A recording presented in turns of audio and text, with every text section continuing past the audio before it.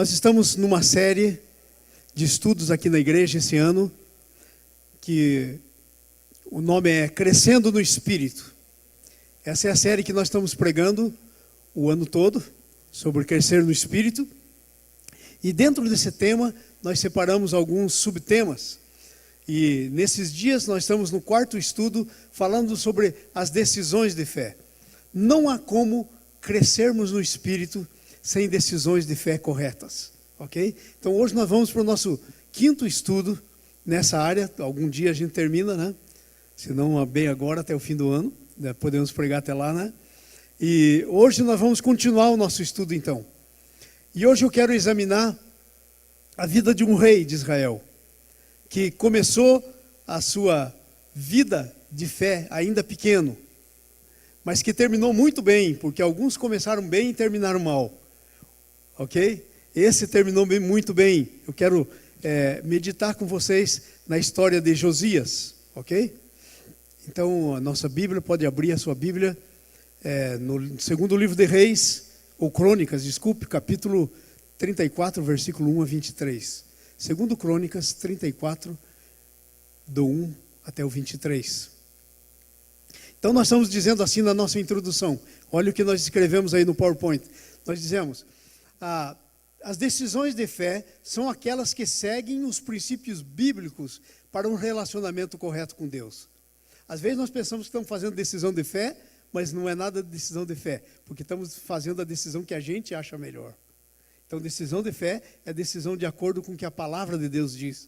E nós dizemos mais: fazemos essas decisões como resposta à ação do Espírito Santo que opera em nós. Gente, verdadeira decisão de fé ninguém faz por si mesmo. Só faz essa decisão de fé inspirado pelo Espírito Santo. Ele é o que aplica aquilo que Jesus fez por nós. Jesus é o autor e o consumador da fé. Então o Espírito Santo trabalha em nós e nós fazemos essa decisão. Ok? E somos então, essa é a razão porque somos responsáveis pelas nossas decisões, os resultados delas. Os resultados podem ser esses, podem liberar as bênçãos de Deus ou podem atrair maldições sobre nós. Pode atrair o castigo de Deus, a correção de Deus, a disciplina de Deus sobre nós, amém? Eu quero dizer para vocês que a decisão correta que nós fazemos pelo Espírito Santo, ela tem a ver com o nosso coração. A Bíblia diz que é do coração que o homem bom tira o seu bom tesouro. Amém? A Bíblia diz que o nosso coração é da onde procedem as saídas da vida. Amém? Jesus contou a parábola do semeador para contar que existe 4 tipos de coração. Segundo aquela parábola que está lá no Mateus 13, o primeiro tipo de coração é o coração tipo beira de caminho. Sabe o que é beira de caminho? Sabe o que é o caminho? É onde as pessoas passam. As pessoas passam, vai ficando pisado, o coração vai ficando endurecido, e aí vem a semente, que é a palavra de Deus, e ela é lançada, mas a terra está muito endurecida, o coração está endurecido. E então a semente cai lá e não produz nada. Nem nasce. A Bíblia diz, as aves do céu vêm, comem e pronto, não fica a semente. E segundo as aves do céu, na interpretação desse texto de Jesus, é o diabo que vem e rouba. Mas aí ele disse que há um outro tipo de coração. Primeiro é o beira de caminho. Segundo tipo de coração é o coração pedregoso, cheio de pedras. Qual é a característica desse coração? A Bíblia nos diz que esse coração cheio de pedras é mais ou menos assim. Ele tem muitas pedras, então, por essa razão, a terra é bem superficial, é bem fofinha, porque por baixo tem pedras. Então, a terra é bem solta por cima das pedras. Quando a semente cai numa terra bem soltinha, sabe o que acontece? Ela nasce. Pum! Nasce depressa. Mas aí o que acontece? Tem pedra por baixo. Ela não pode lançar suas raízes, não tem como. Então veja o que a Bíblia diz desse tipo de coração. O que foi semeado em solo rochoso é o que ouve a palavra e recebe logo com alegria. Então a terra estava assim fofinha, vem a palavra, cai ali, já nasce, né? Recebe a palavra com alegria, ok? Mas agora veja bem, o que segue dizendo? Mas não tem raiz em si mesmo, por causa da pedra que está por baixo. Então não tem raiz em si mesmo. E sendo antes de pouca duração, dura pouco. Sendo antes de pouca duração, em lhe chegando a angústia, a perseguição por causa da palavra, logo se escandaliza. E aquela semente não produziu nada, morreu, né?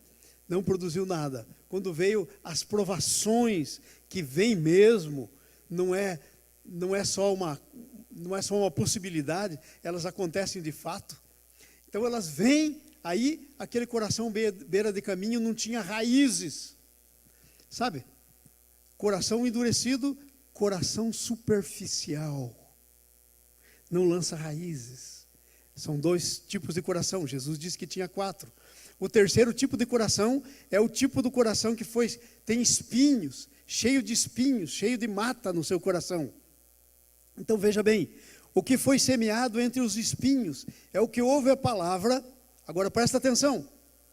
Porém, os cuidados desse mundo, a fascinação das riquezas, sufocam a palavra e ela fica infrutífera.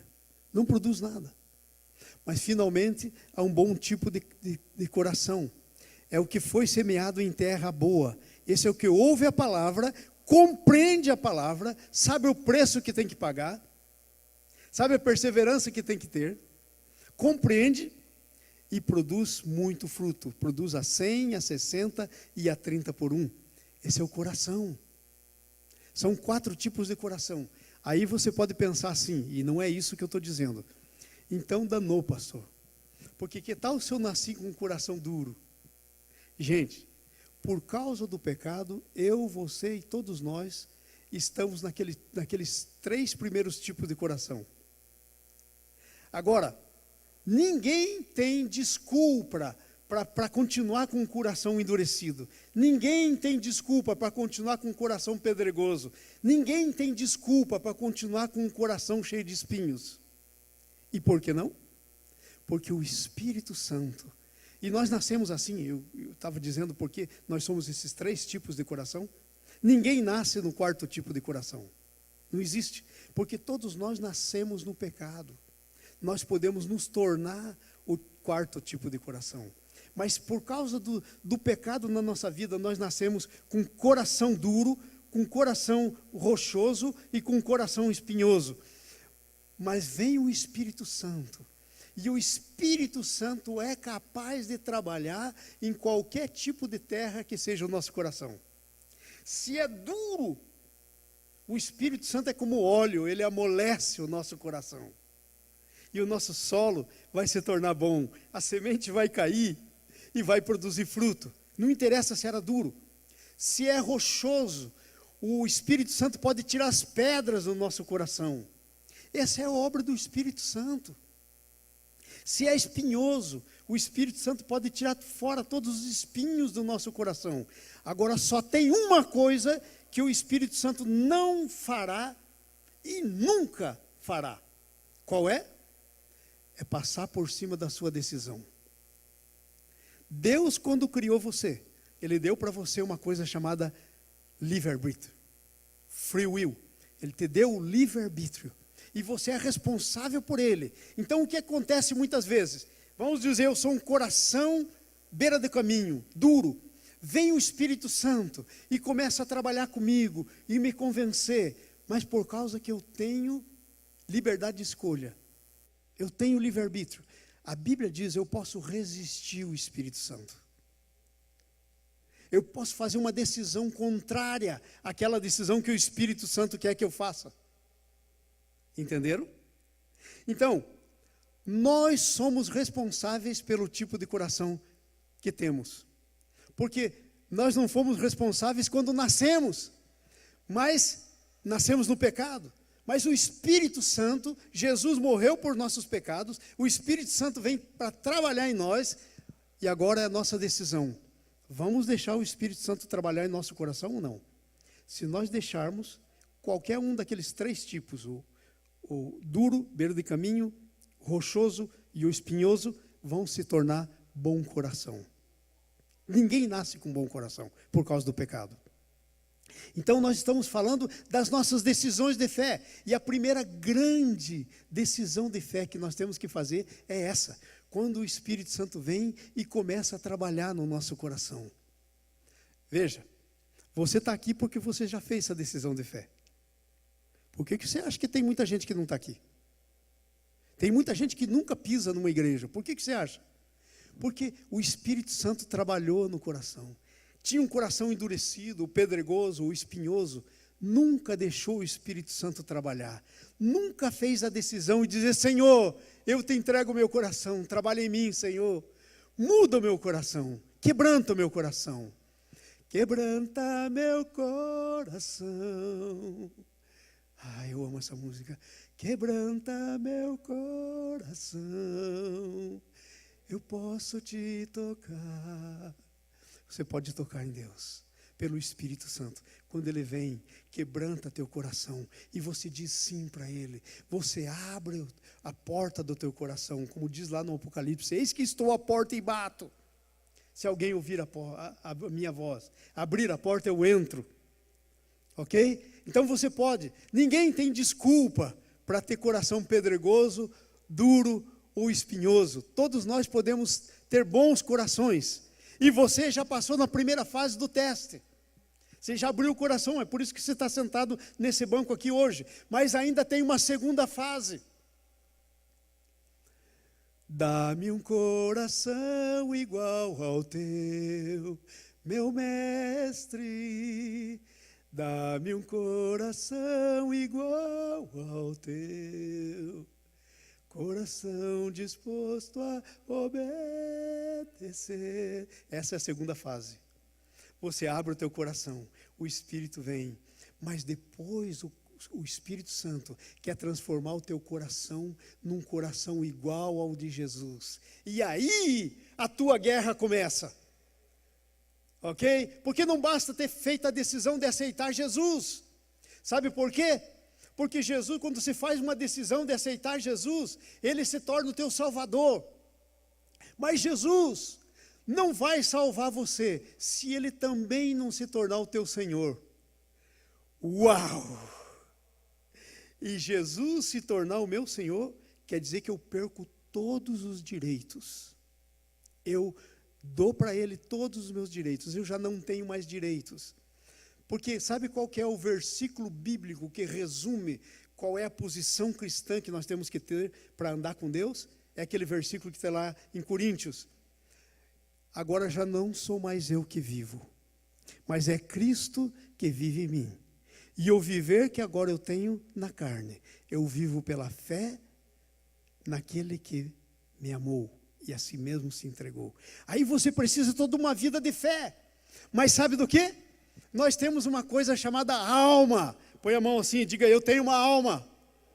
Ah, você tem uma alma. E sabe qual é a tua alma? É a tua vontade, as tuas emoções e a tua razão. E aí, quando chega a hora de você fazer uma decisão de fé, e normalmente toda decisão de fé é contrária ao natural, porque ela é espiritual, ela sempre é contrária. Então aí você entra numa luta. A Bíblia chama isso de luta entre a carne e o espírito. Está lá em Gálatas capítulo 5. Porque a carne luta contra o espírito e o espírito luta contra a carne, para que você não faça o que seja do vosso querer. Mas eu tenho uma notícia para você. Infelizmente, muitas vezes nós acabamos fazendo o que é o nosso querer. Mais do que deveríamos. E aí essa segunda fase das decisões de fé cai por terra e joga por terra. E nós ficamos com um coração que já foi entregue para Jesus, mas está cheio de espinho, está cheio de pedra, machucado.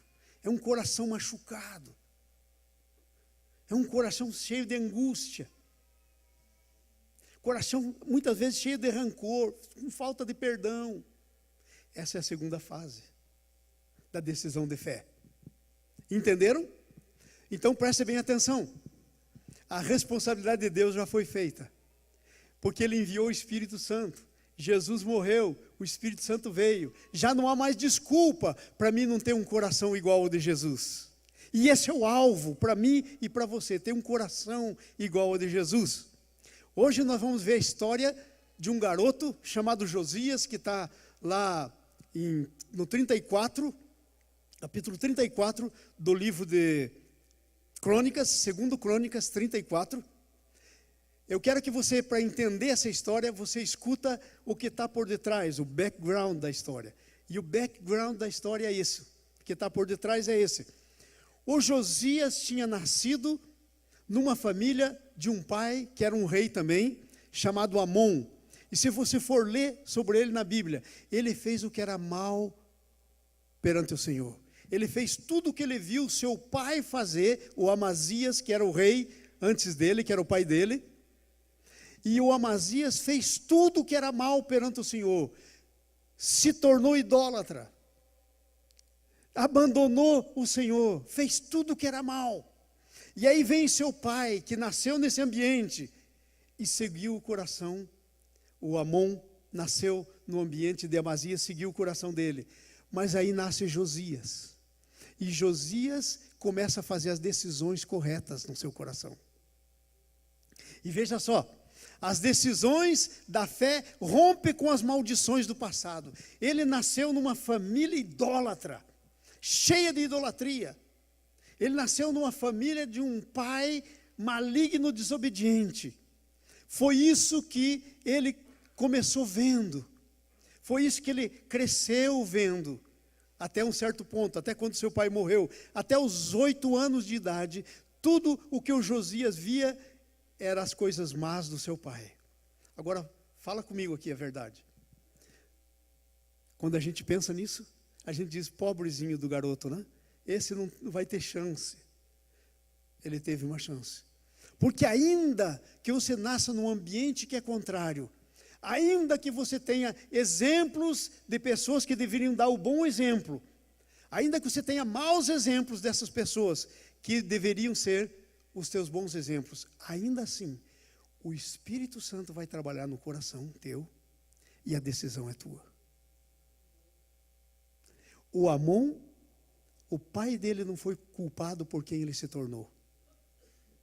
Porque o Espírito Santo que tinha trabalhado no coração do Amon, que fechou seu coração, que se tornou idólatra, também trabalhou no coração, que tinha trabalhado no coração de Manassés. Esse é o nome do homem. Eu disse um outro nome no começo, né? Mas é Manassés. Ele tinha trabalhado no coração de Manassés. Manassés fechou o coração. Mas aí vem o seu filho, Amon. Ele trabalha no coração de Amon. Amon fecha o coração. E aí vem Josias.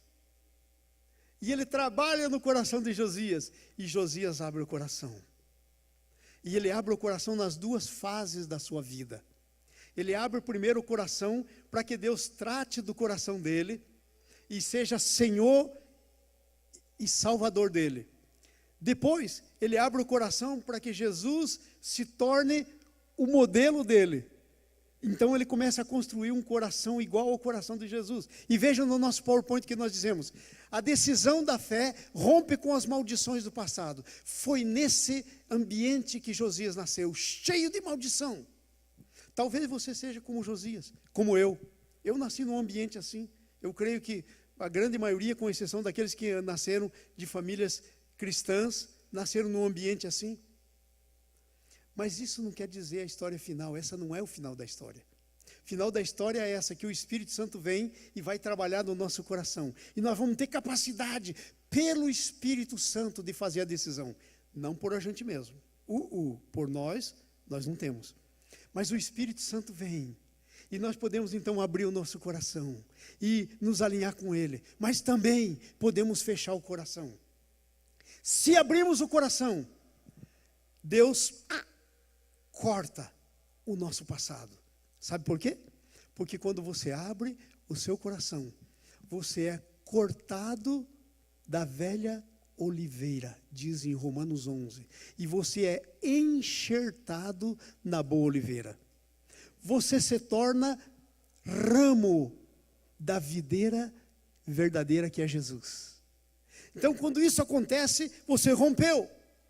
Mas sabe de uma coisa? A nossa alma cresceu vendo todas essas coisas. Eu que digo para você, como eu cresci, o que eu cresci vendo, o meio de onde eu cresci. Aí eu tive então que começar a romper com tudo isso. Eu tive que começar a fazer a segunda decisão. E qual era a segunda decisão? Deixar Jesus ser o Senhor da minha vida. Ele já era o meu Salvador. Mas a grande pergunta, Ele era o Senhor? Ele já é o teu Salvador. A grande pergunta, Ele é o Senhor? Como é que eu sei se Ele é o Senhor ou não? Ah, pastor, aí a gente tem que julgar. Não, não tem que julgar. A Bíblia é clara. A Bíblia diz assim, pelos frutos os conhecereis. A árvore vai ser conhecida pelo fruto. Você jamais chega num pé de laranjeira esperando colher abacate. Jamais. Você jamais chega num pé de uva, numa parreira, esperando colher banana. A árvore é conhecida por seus frutos. Ok? Então, muitas vezes, nós já estamos na videira verdadeira. Mas a Bíblia diz lá em João 15, eu sou a videira verdadeira. Jesus disse, mas meu Pai é o agricultor. Todo ramo que estando em mim não der fruto, Ele corta. O Pai é o agricultor. Sabe, às vezes nós somos enxertados. Eu venho do sul do Brasil, onde tem muito enxerto, onde se faz muito isso, principalmente de parreira, de outras árvores também. Muitas vezes você tem que cortar o galho, e daí cortar o outro galho e enxertar, amarrar ele assim. E muitas vezes o que acontece? Ele vai produzir uma outra fruta diferente do que ela era anterior. Então, quando nós somos enxertados, nós produzimos fruto diferente. Mas sabe o que acontece também? Do galho natural, nascem outros ramos que têm que ser cortados, ser limpos. Esse é o processo da santificação. Rompe com o teu passado, mas os galhos velhos do passado precisam ser cortados. Sabe quem faz isso? Segundo a Bíblia, é o Pai. O Pai é o agricultor. Jesus é a videira verdadeira. Eu sou ramo nela. Quando sair um galho lá que não tem nada a ver com a raiz da videira, corta. Para que eu possa produzir. Ok? Então, as maldições, rompe com as maldições. Veja bem, fez a decisão de buscar a Deus aos seus 16 anos. A Bíblia diz que ele começou a ser rei aos 8 anos. Presta atenção nisso. Ele começou a ser rei aos 8 anos de idade. Era uma criança aos 8 anos. Então ele reinou mais 8 anos. E aí a Bíblia relata que ele fez a decisão de começar a buscar o Senhor. Agora, gente, eu não sei se vocês estão entendendo isso que eu estou dizendo, mas presta atenção. Você sabe como é que era um rei naquele tempo? Um rei, a palavra dele era lei. Agora você imagine só um menino de 8 anos, é um menino de 8 anos, sentando no trono, e de repente descobrindo que se ele disser, tenho sede, vinha um servo correndo e trazia água. Se fosse nos dias de hoje, eu quero isso, eu quero aquilo, vinha, a sua palavra era lei, as pessoas viriam correndo para obedecer. Você já pensou uma situação dessa? Então essa seria uma situação para desviar o menino. Um poder absoluto na sua mão. Mas sabe o que aconteceu? Coração. O Espírito Santo começou a trabalhar no coração dele. No coração dele. E quando ele chegou no 8º ano do seu reinado, ele disse, não posso reinar sem melhorar a minha vida. O meu reino vai ser espelho do que a minha vida é. Sabia? Que o que você faz é um espelho do que sua vida é? É um resultado do que sua vida é? É uma demonstração do que sua vida é? Então ele chega a essa conclusão, eu preciso começar a buscar Deus, pessoalmente. E diz que ele começou a buscar para ele, pessoalmente. E sabe como é que isso aconteceu? Aos seus 16 anos, o Espírito Santo veio e começou a trabalhar com ele. E ele falou: não estou na altura de ser rei. Não estou qualificado. E só tem alguém que pode me qualificar. É o meu Deus. E sabe o que eu vou fazer? Ele fez a decisão de fé. Eu vou começar a buscar o meu Deus. Para que meu coração possa ser transformado. E eu possa ser um rei segundo o coração de Deus. Porque ele era filho de Davi, que foi um homem segundo o coração de Deus. Não um homem perfeito, mas a Bíblia relata que ele foi um homem segundo o coração de Deus. Então ele faz aos 16 anos essa decisão. Então veja, sua decisão revela o seu coração. Amados, eu vou dizer uma coisa, eu estou agora indo para os quase 40 anos de pastorado. Está muito mais simples para mim do que foi há 30 anos atrás. De saber o que é que está rolando, o que está acontecendo no meio com os irmãos. É só ver o que as pessoas estão fazendo, o que as pessoas falam. A Bíblia diz, a boca fala do que o coração está cheio. É só você ficar quietinho perto das pessoas e ouvir. É só você olhar nelas e ver o que elas começam a fazer. Porque a pessoa do seu coração tira o tesouro que tem lá. Se for um bom coração, vai tirar bom tesouro. Se for mau coração, vai ser como é que era o nome do pai do Amós? Amazias? Manassés. Vai ser um Manassés da vida. Vai ser um Amon da vida. Mas se você abre o coração, você vai se tornar um Josias da vida. Então o que é que nós estamos falando? Da importância das decisões que nós tomamos na nossa fé. São as decisões de fé que nós tomamos que vão determinar quem nós seremos. Porque nós só somos, e o que somos é uma consequência do coração que temos. Amém? Então ele faz essa decisão, o coração dele se revelou bem cedo. Era ainda um adolescente. Gente, fala para mim a verdade, o que é que um adolescente gosta? Se ele vivesse hoje, ele ia querer ter um carrão do último tipo. Ele queria fazer tudo que adolescente hoje quer fazer. Mas não, o seu coração resolveu buscar o Senhor. Por quê? Qual é a diferença? Não é que ele não tinha coração ruim. Ele nasceu no pecado, como você e eu, como todo mundo. Ele tinha um coração duro, cheio de espinho, cheio de pedra, como o meu e o teu. Agora presta atenção nisso. Presta atenção nisso. Quando o Espírito Santo veio e começou a trabalhar, ele abriu o coração. Veja o B. Ele decide a governar segundo a santidade do Senhor aos seus 22 anos. Então, aos 16 ele fez uma decisão. Ok? Mais 6 anos para frente, ele fez decisão de buscar o Senhor. E daí quando passou mais 6 anos, ele fez a sua segunda grande decisão, que era a decisão de governar segundo o coração de Deus. E se você for ler isso, você vai ver que coisa tremenda. Ele tinha só 22 anos, era um jovem. O que os jovens hoje estão querendo na maioria das vezes? Há as exceções. E Deus abençoe que haja mais jovens querendo fazer o que é de Deus do que jovens querendo fazer aquilo que está no coração deles. Esse é o meu desejo. Então, o que é que um jovem gostaria de fazer? O que é que um jovem com todo o poder na mão gostaria de fazer? Governar segundo Deus? Só se tiver um coração segundo Deus. Porque se não tiver, não vai jamais pensar em governar segundo Deus. Veja bem, nós estamos lendo o versículo 3 a 7 do capítulo 34. Veja, no 8º ano do seu reinado, sendo ainda moço, começou a buscar o Senhor. No 10º do seu reinado, ele começou a reinar com 8, então ele tinha 20. No 10º do seu reinado, ele começou a purificar a Judá e a Jerusalém, dos altos, dos postes ídolos, de esculturas de fundição. Na presença dele, ele ia, olhava para o poste ídolo, para as imagens de fundição e dizia, quebra tudo. Na presença dele, diz aí o texto. Ele era jovem ainda.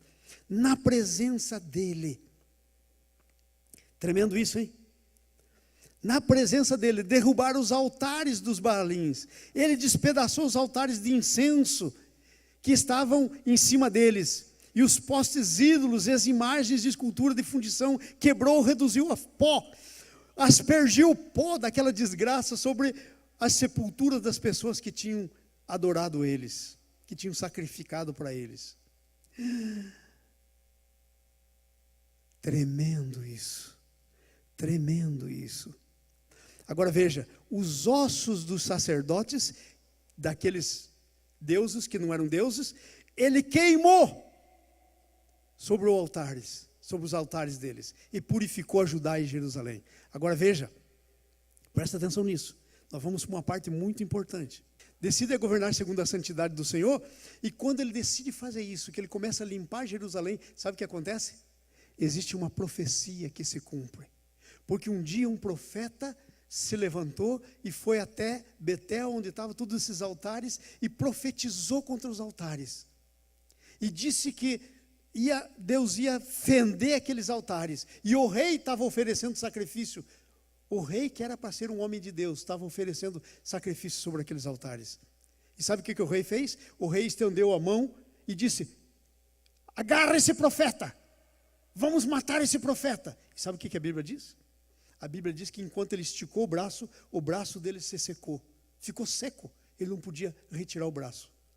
Aí ele olhou para o profeta de Deus e disse assim: ora por mim, para que Deus cure o meu braço. E o profeta orou. E aí o profeta disse para ele: sobre esses altares que vocês estão sacrificando a deuses estranhos, sobre esses altares, um menino que vai nascer, cujo nome será Josias, uma profecia de dezenas de anos antes, de bastante anos antes, se cumpriu quando ele fez isso tudo. Quem quer ter um coração igual ao de Jesus? Levante a mão. Eu quero. Aleluia. Quanto mais você se envolve, mais o seu coração vai se tornando igual ao coração de Jesus. Veja, começou buscando. Começou querendo fazer as coisas do ponto de vista de Deus, rejeitando a dele, o ponto de vista dele. Terceiro, começou a se interessar pela casa de Deus. Em outras palavras, aonde Deus era adorado. Sabe como é que estava aquele tempo a casa de Deus? Em ruínas. Porque estavam adorando outros deuses, nos altos, debaixo das árvores, adorando tudo que é tipo de Deus estranho. Então ele começa a querer se envolver com a casa de Deus. Então ele quer reparar a casa de Deus. Veja o versículo 8 em diante do capítulo 34. Diz assim, versículo 8. No 18º do seu reinado, não, está certo. Ele começou com 8. Ok, 8 e 8, 26. Acertei nessa matemática. No 18º reino do seu reinado, ano do seu reinado, já havendo purificado a terra. Veja, ele já tinha purificado a terra. Amados, deixa eu dizer uma coisa para você. O teu coração é a terra. Quando você decide a buscar Deus, a segunda decisão que você tem que fazer é começar a purificar o teu coração. Tirar tudo que é pedra, tirar tudo que é mato, que não tem nada a ver com as coisas de Deus. Tirar tudo que é espinho do teu coração. Você não pode ser um cristão com um coração amargurado. Infelizmente, as igrejas cristãs estão assim de cristãos com um coração amargurado. Sabe? Infelizmente, nas igrejas cristãs está assim de gente deprimida. Como cristão, você não pode ser deprimido. Você tem um coração igual ao coração de Jesus. Um coração alegre é um bom remédio, diz a Bíblia. Então você tem que começar a limpar o teu coração. Ele é a casa de Deus. Gente, o Josias estava limpando um prédio como esse aqui, limpando o carpete, limpando as coisas. Mas hoje, aquilo era um símbolo de você. Você é a casa de Deus. Você tem que limpar a casa de Deus. Não responda para mim, mas eu quero fazer uma pergunta, e séria. Se Deus falar com você, falou, eu vou fazer a pergunta. Já não é problema meu. Quantos anos você é cristão? Não responda. Como é que está o teu coração? Ainda cheio de pedra? Ainda cheio de amargura? Cheio de rancor? Cheio de falta de perdão? Você ainda é a pessoa que controla se as coisas não forem do jeito que você quer? It's my way or highway. É do jeito que eu quero ou não é de jeito nenhum? Como é que funciona? Como é que funciona? Como é que está o teu coração? Infelizmente, nos tornamos cristãos, mas não tratamos do coração. E a Bíblia diz, guarda, filho meu, o teu coração. Temos que guardar o nosso coração. Temos que começar a ser como Josias, mais e mais. Ele começou a reparar a casa do Senhor. Agora veja que coisa interessante. Quando ele começa a reparar a casa do Senhor, lá no meio dos escombros, do lixão que estava lá dentro da casa do Senhor, sabe o que ele acha? Ele acha a Bíblia. Ele encontra o Velho Testamento daquele tempo. Ele encontra a lei, a Torá. Os 5 primeiros livros da lei já existiam nesse tempo. Ele encontra a palavra de Deus. E aí o pessoal que está arrumando a casa de Deus, que está preparando a casa de Deus, vem e diz, achamos um livro. E o livro é lido na presença dele. E quando ele começa a ouvir a palavra de Deus, como eu gostaria que isso fosse o que acontecesse aqui todos os domingos. Primeiro comigo. Quando ele começa a ler a palavra de Deus, ele entra num quebrantamento tremendo. Ele entra num quebrantamento tremendo. Então, quando você alinha teu coração, você vai fatalmente ser colocado frente a frente com a palavra de Deus. E aí, se você alinhar o teu coração, sabe o que vai acontecer? Ele, quando descobre a palavra de Deus, e o pessoal começa a ler para ele, veja o que diz aí, versículo 14 em diante. Nos diz assim: quando se tirava o dinheiro que se havia trazido à casa do Senhor, Ilquias, o sacerdote, achou o livro da lei do Senhor, dada por intermédio de Moisés. Então Ilquias disse ao escrivão Safã: achei o livro da lei na casa do Senhor. E Ilquias entregou o livro a Safã. Então Safã, que era o camarada que fazia contabilidade do rei, então Safã deu o relatório ao rei de tudo. E daí concluiu: tudo que encomendou os teus servos eles fizeram. Contaram o dinheiro que se achava na casa do Senhor, entregaram a mãos de obra, para lá, e aí no versículo 18 ele diz, e relatou mais ao rei dizendo, Ilquias me entregou este livro, estava lá na casa de Deus, lá no versículo 18, acha o livro. Agora veja, e o rei manda ler, acharam o livro. Como gostaria de saber o que está escrito nesse livro, porque sabe, ele queria conformar o coração dele com esse livro. Pergunta, não responda para mim, como é que está o teu coração? Conformado com esse livro ou com teus desejos? Conformado com esse livro ou com o desejo de outras pessoas? Conformado com esse livro ou conformado com as necessidades? Como está o teu coração? É uma pergunta, nós temos que pensar nisso, porque estamos lendo. Tendo o rei ouvido as palavras da lei, rasgou as suas vestes. Sabe o que era rasgar as vestes naquele tempo? Literalmente rasgava as vestes, e eram vestes reais, ele rasgou as vestes, queria dizer humilhação. Ele viu que estava em bad shape, que estava em má posição com Deus, que a ira de Deus estava contra ele. Ele ouve isso, e sabe o que ele faz? Ele rasga as vestes. E aí veja mais. E ordenou o rei a Ilquias e a Aicão, filho de Safã, e a Abdom, filho de Mica, e a Safã, o escrivão, e a Asaías, servo do rei, dizendo, ide, consultai por mim e pelo restante de Israel, acerca dessa palavra que nós ouvimos, porque grande é o furor do Senhor que se derramou sobre nós. E eles foram para consultar uma profetisa de Deus chamada Ulda, é o nome dela. E eles foram consultar a profeta.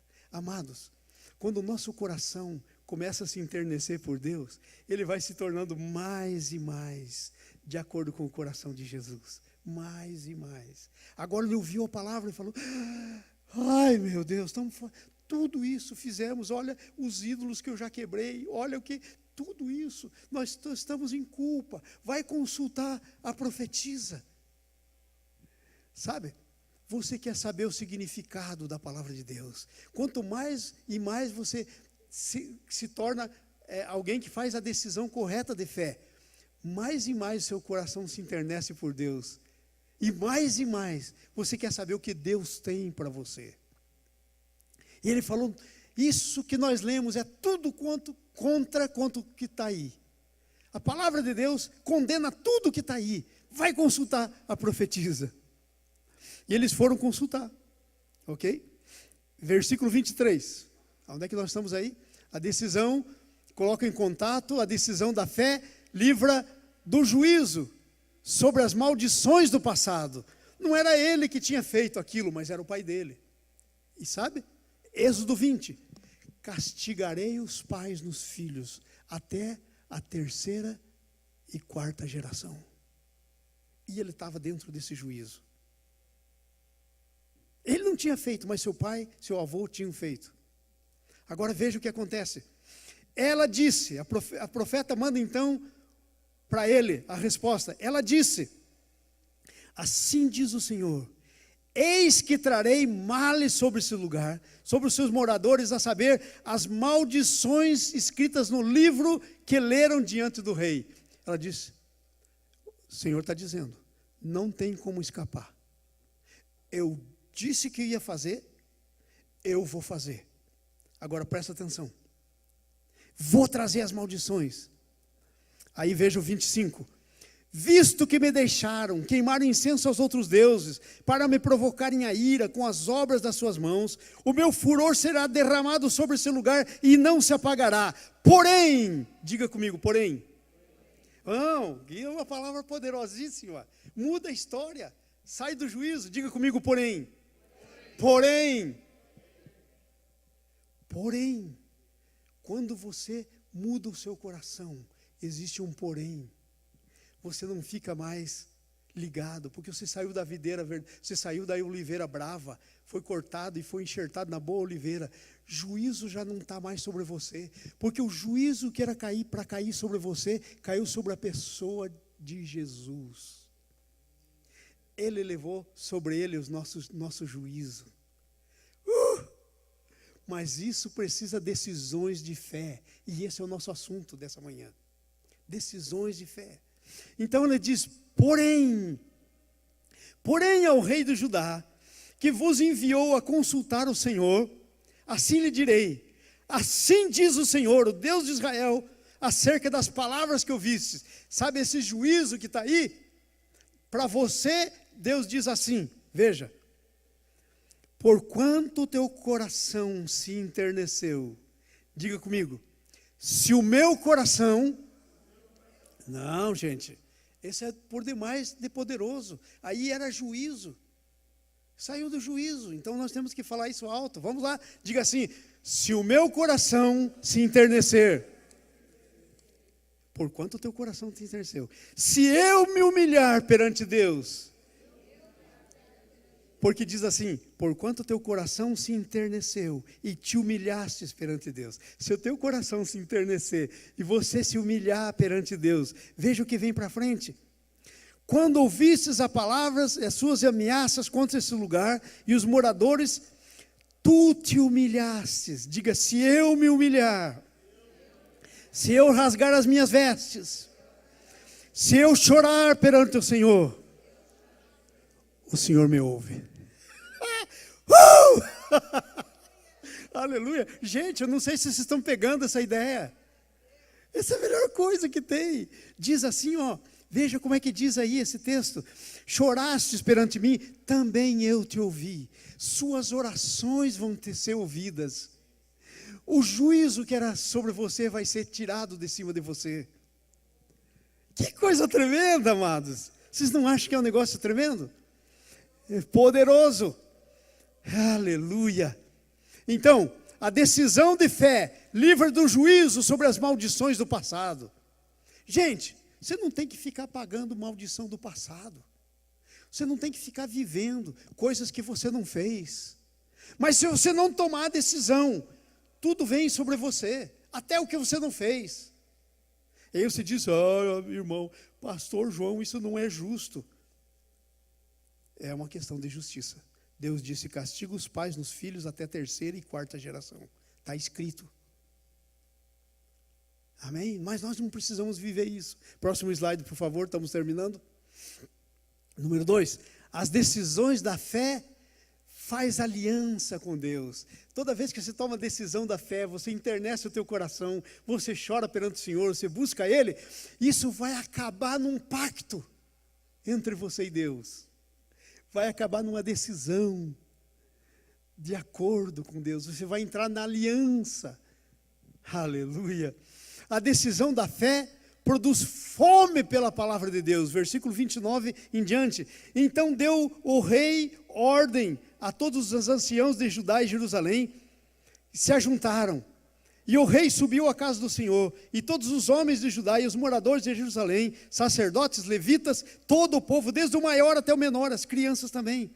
E leu-se diante deles todas as palavras do livro da aliança, que foi encontrado na casa do Senhor.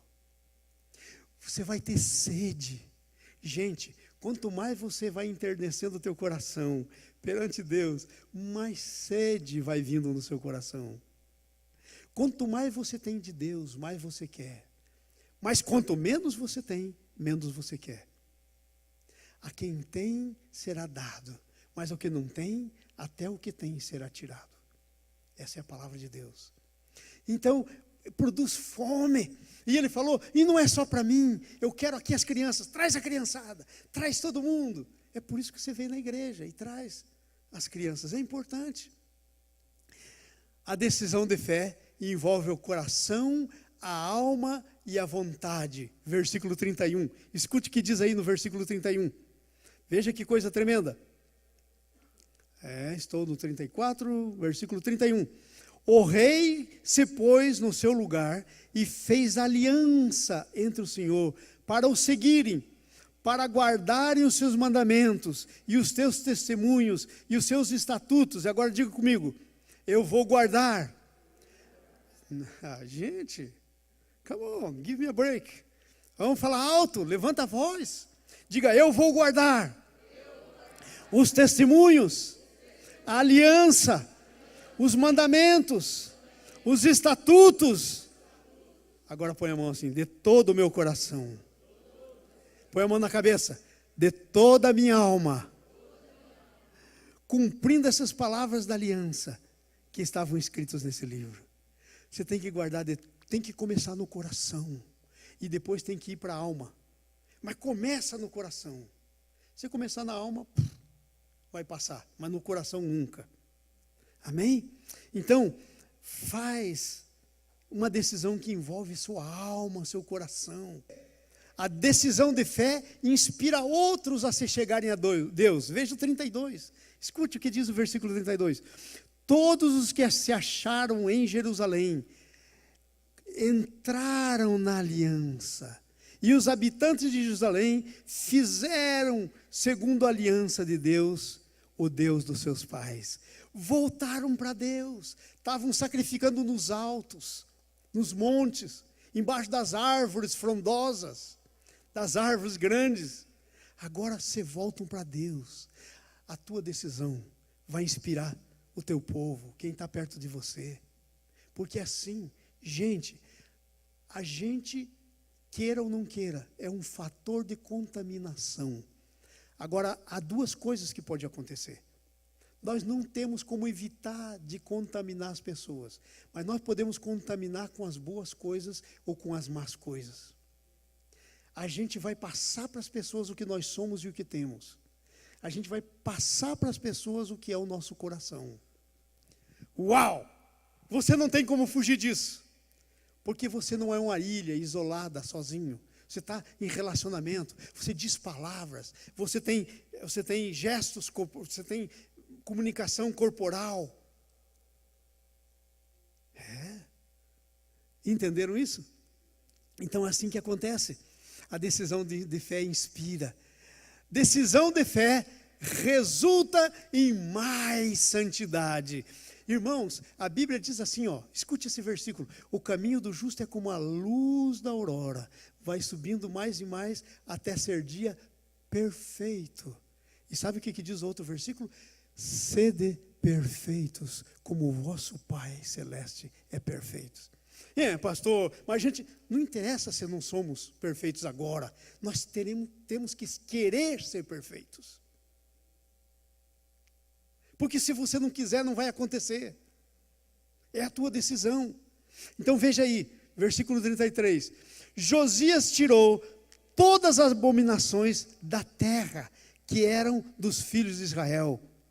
E todos quantos se acharam em Israel, obrigou que servisse ao Senhor seu Deus. Então ele viveu e não se desviou de seguir o Senhor, Deus dos seus pais.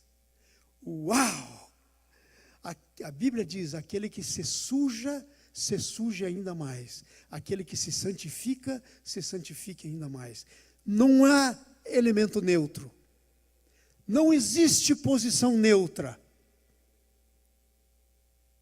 Se você está se limpando, você vai estar se limpando ainda mais. Mas se você está caindo, vai estar caindo ainda mais. Vai chegar ao ponto que já nem ora mais, que já nem lê a palavra de Deus mais.